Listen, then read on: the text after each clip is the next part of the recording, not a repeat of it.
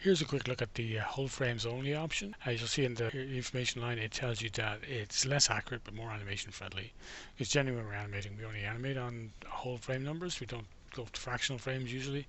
But if you are animating to music, you might want this option disabled. So just to illustrate the difference, I've got an audio metronome sound loaded here.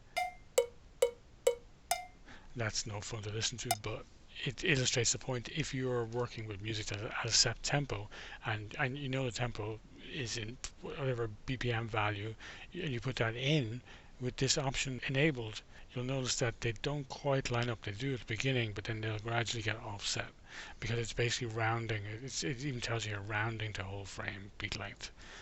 Whereas if you disable this and we run it again, now you'll notice it's using fractional beat length, so these are going to be on fractional frames as it goes forward, but they are going to line up exactly with the click.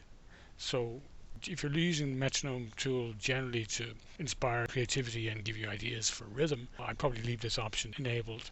But if you want to work to an absolute tempo of a particular music track, I would definitely switch it off for absolute accuracy.